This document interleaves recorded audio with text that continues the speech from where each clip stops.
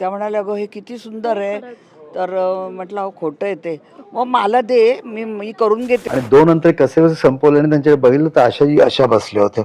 आणि जेव्हा गाणं संपलं तेव्हा हात काढले, दोन्ही डोळ्यातून अश्रू. सगळे व्हिडिओज बघून झाल्यानंतर त्या माझ्याकडे बघून छान हसल्या आणि म्हणल्या छान केलंस तू. स्वरांचा एक अखंड प्रवास, भावनांना सुरांची किनार देणारा आवाज आणि पिढ्यानपिढ्या रसिकांच्या मनावर अधिराज्य गाजवणारं नाव म्हणजे प्रसिद्ध गायिका आशा भोसले. गेल्या अनेक दशकांपासून आपल्या सुमधुर आवाजाने सुरांची बरसात करत आशाताईंनी भारतीय संगीत विश्व सजवलं आणि अनेकांना प्रेरणा देत जगाचा निरोप घेतला. कलाविश्वासह विविध क्षेत्रातील मान्यवरांसोबत आशाताईंचे जिव्हाळ्याचे संबंध होते. त्या प्रत्येकाशी आपुलकीने बोलायच्या आणि भरभरून कौतुकही करायच्या. त्यामुळे प्रेक्षको, चला गायक व कलाकारांचे आशा भोसले सोबतच्या भेटीचे विविध किस्से व आठवणी पाहूयात.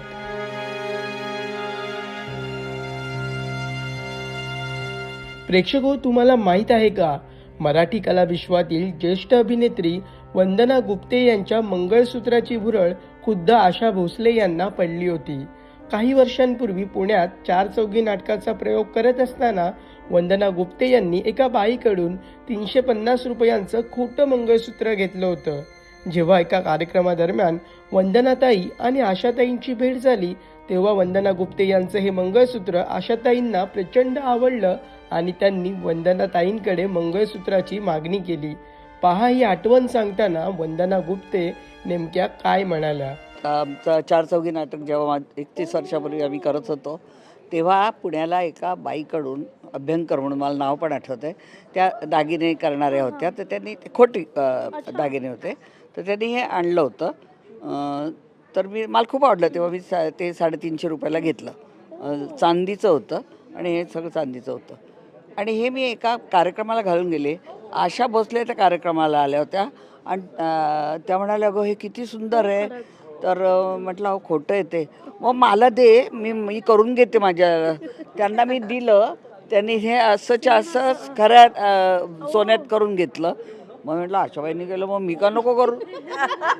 मग मी पण खरं करून घेतलं आणि माझे तेव्हा हे खोटे हिरे होते. म्हटलं का आपण का खोटं घाललं, तर आपण म्हणून हे मी सगळं तेव्हा करून घेतलं. ही त्याच्या मागची कथा आहे बरं का. तर जेव्हा दिग्गज संगीतकार व गायक SD बर्मन यांच्या आवाजात सुदेश भोसलेंनी गाणं गायलं तेव्हा आशा भोसले यांना गहिवरून आलं. ही आठवण सांगताना प्रसिद्ध गायक सुदेश भोसले नेमकं काय म्हणाले पाहूयात. मग आशाजींनी मला एकदा ऐकलं SD बर्मन यांच्या आवाजात, आणि त्यांनी मला स्टेजवर ऐकला होता अगोदर. तर बोलले जरा ते दादांचं गाणं पुन्हा गा.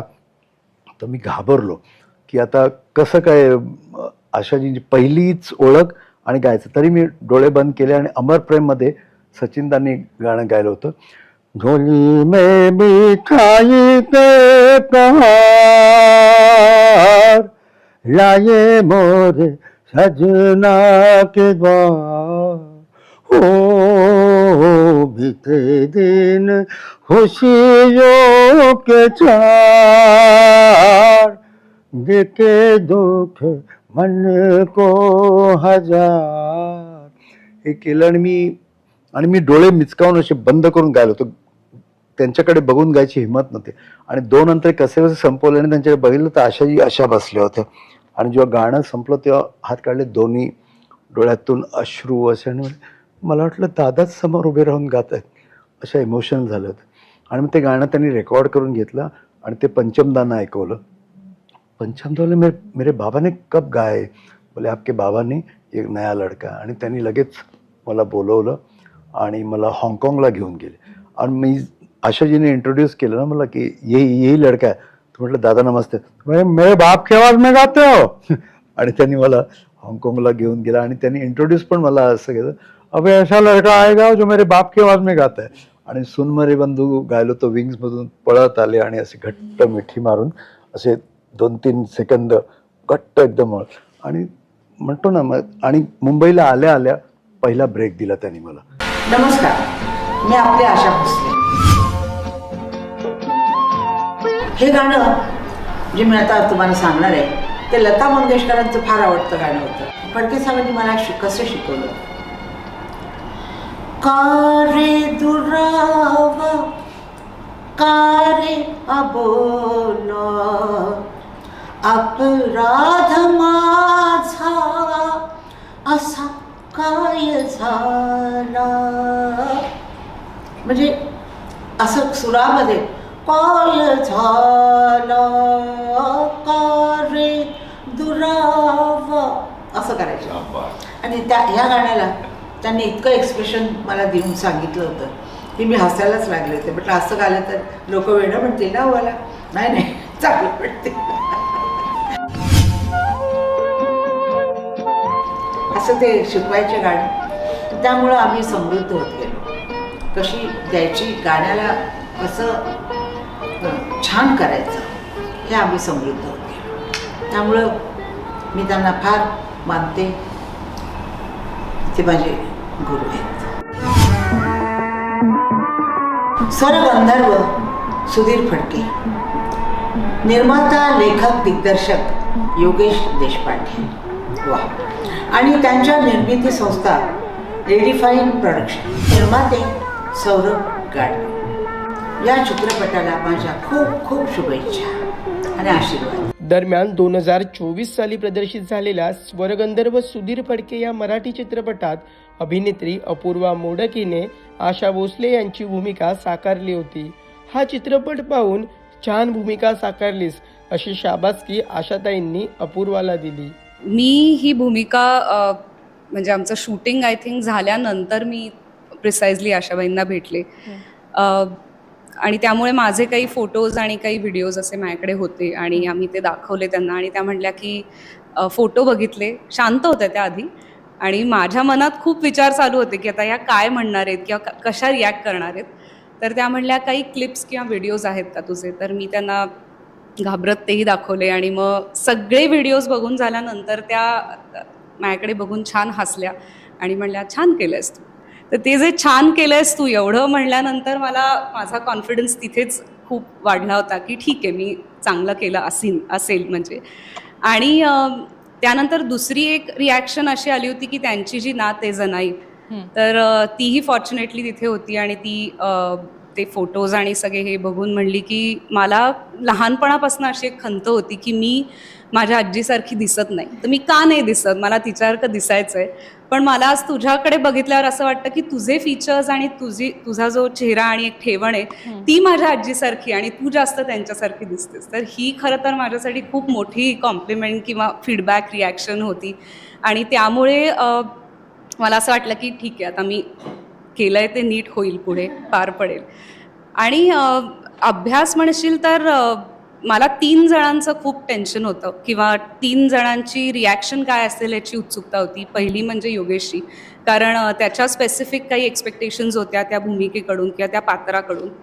तर त्याची सगळ्यात महत्त्वाची रिॲक्शन. त्यानंतर श्रीधर काकांची, कारण श्रीधर फडके. तर त्यांनी ललिताबाई, त्यांनी आशाबाई आणि बाबूजींना एकत्र काम करताना बघितलं आहे.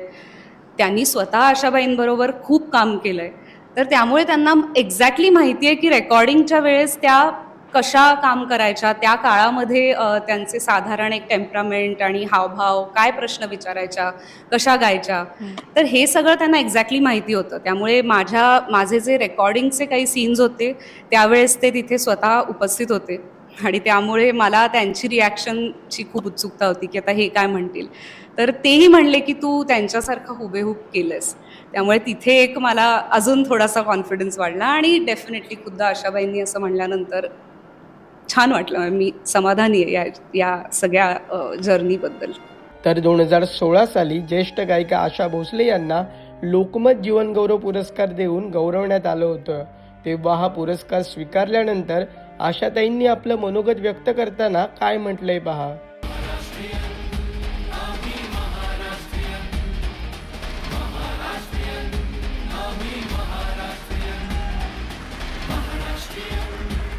माननीय आशाताईंना आम्ही या ठिकाणी मानचिन्ह सोबत 5 लाख रुपयाची रोख राशी सुद्धा आम्ही त्यांना प्रदान करतोय लोकमत ग्रुप तर्फे.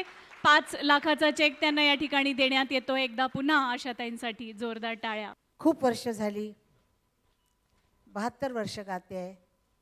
त्यानंतर महाराष्ट्रीयन लोक, सिर्फ महाराष्ट्रीयन नाही, सगळ्या प्रांतातले, सगळे हिंदुस्थानातले लोक जे मला प्रेम करतात आणि अजून ऐकतात माझी गाणी, अजून शो बघतात, हाच त्यांनी विचार केला की आशा त्यांना काहीतरी दिलंच पाहिजे आणि त्याप्रमाणे त्यांनी दिलं आणि मुख्यमंत्र्यांच्या हातून मिळालं. हे फार मोठं भाग्य आणि काय म्हणू मी भाग्यवान आहे. नमस्कार. अति मी थकले रे नंदलाला, थकले रे नंदलाला. प्रेक्षको, हा व्हिडिओ तुम्हाला कसा वाटला? आशा भोसले यांनी गायलेलं तुमचं आवडतं गाणं कोणतं हे आम्हाला कमेंट करून नक्की कळवा आणि मनोरंजन क्षेत्रातील महत्त्वाच्या घडामोडी जाणून घेण्यासाठी लोकमत फिल्मीला सबस्क्राईब करायला विसरू नका. पाहत रहा लोकमत फिल्मी.